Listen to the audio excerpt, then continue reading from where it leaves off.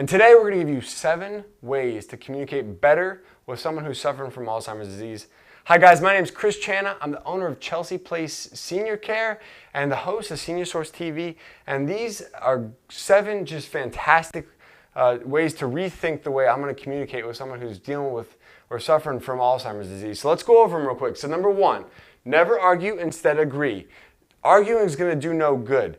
If I think about that other person's perspective and where they're coming from, they may have no idea, no understanding of what I'm arguing with them about. There's no point to push that argument any further than it has gone. So in those moments, it's important to just say, you know what, I'm going to just, in my mind, I'm going to just shift my mindset. I'm going to just agree with what's going on in their life. Whatever point that they're focused on, wherever they're at that moment, because a lot of times, someone that is suffering from this is going to be very stubborn. They're going to be stuck in that one thing, and by you arguing with them, they'll never be able to see it from your point of view. So if you can just agree with them, it's going to lower their agitation. If you push their buttons, it might cause them to be so agitated they may become abusive.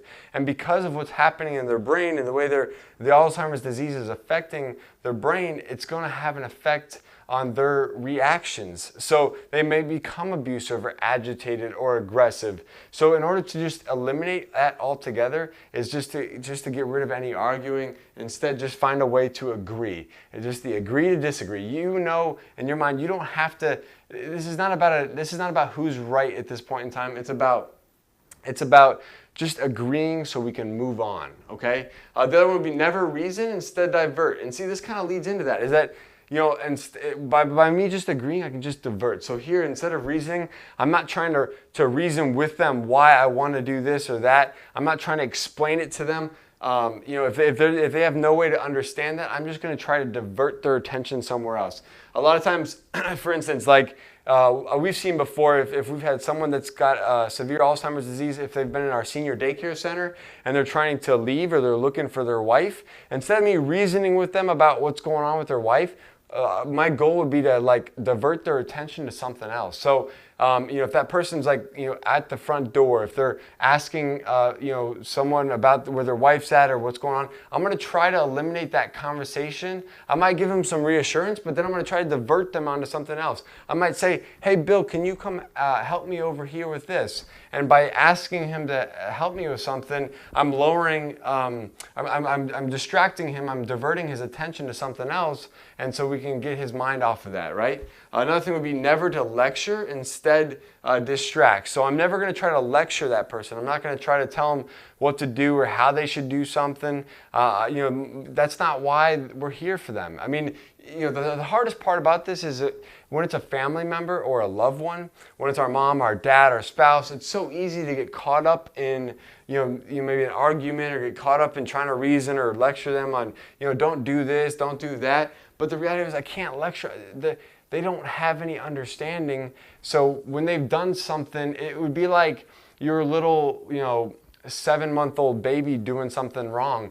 Your 7-month-old baby has no concept of what is right or wrong. Well, neither does a 85-year-old male or female mother or father or a 70-year-old spouse. They may not know, depending on their level of Alzheimer's disease, whether it was right or wrong. So instead of trying to lecture them on that, I'm going to try to just distract them from whatever that issue is then, okay? Another thing would be is never say remember, instead reminisce. So I'm never going to say, don't you remember? Don't you remember? No, instead of getting frustrated in those moments, I'm going to reminisce. I might open the photo albums and be like, I might talk about it from our point of view, how I did this and we did this together and we did all this stuff, but I'm not pointing out, don't you remember that we did that? Come on now. No, you're reminding them. You're taking them through maybe that journey that you were there together on that journey. You guys had that experience together. You're just sharing it with them. You're reminiscing. You're going through it instead of pointing out the fact that they did not remember what happened.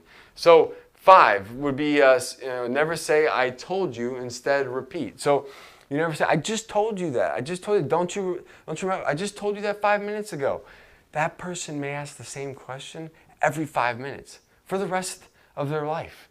they may continue to ask that same question over and over and over again. And it may be very frustrating as a family caregiver. You may just be thinking, like, how am I going to get through this? Like, I can't handle this anymore. So my response to that would be just in your mind, just say, hey, I'm going to just make this an automated response.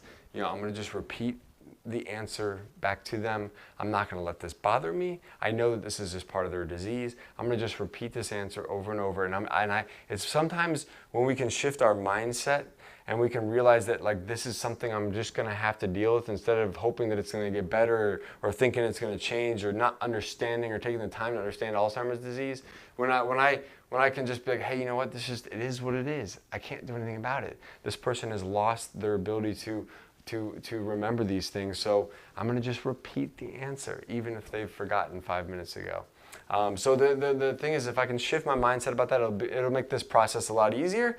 And then in that moment, I just repeat the answer, and just keep repeating the answer over and over and over again. And if you're exhausted and this is like, I can't take this anymore, then make sure you take a break. Hire a home care agency.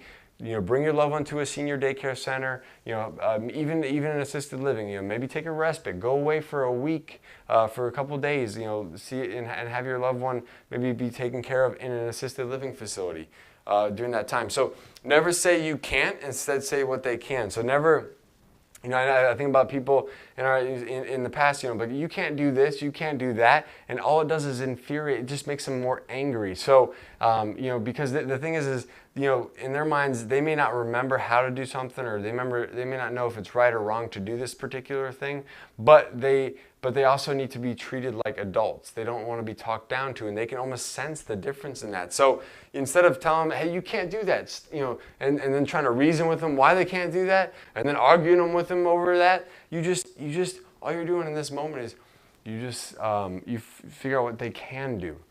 So you don't point out the thing they can't do. So instead of saying, all right, Mom, we can't do that. We can't, stop doing that. You can't do that. Don't do this. Don't do that. Instead, what we're doing is we're like, hey, Mom, hey, let's go over here. We can work on this thing. Hey, we can do this together. Hey, can you do this for me? Hey, can you do that for me? So I'm just taking that negative and turning it into a positive. Another one might be is never command or demand, instead of ask. This is going to be super helpful. And a lot of times this might actually be like that one thing that helps all these other things. So if I say never command, if you always ask questions instead of making a command or a demand, and just say, hey, Mom, can you help me with this?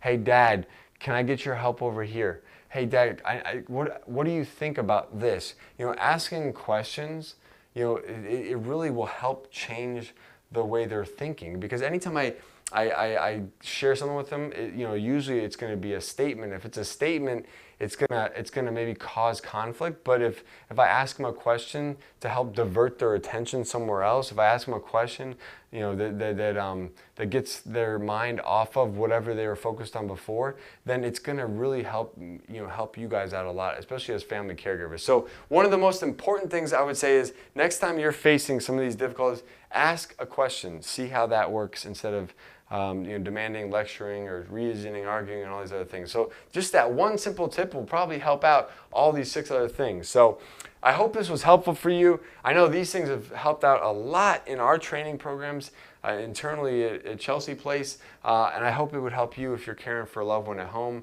whether it's your mom or your dad or a spouse or just a loved one. I know this can be a difficult time. So hey, thank you so much for watching today. Thank you so much for joining. If you don't mind, do me a favor. There's a little subscribe button right here on our YouTube page. Hit that. I really appreciate it. We're trying to get to 100 subscribers, and I know that's a small goal, and I know we can get there. It's going to be real easy to get to that first 100 subscribers. So I appreciate your help in making that happen. So thank you so much.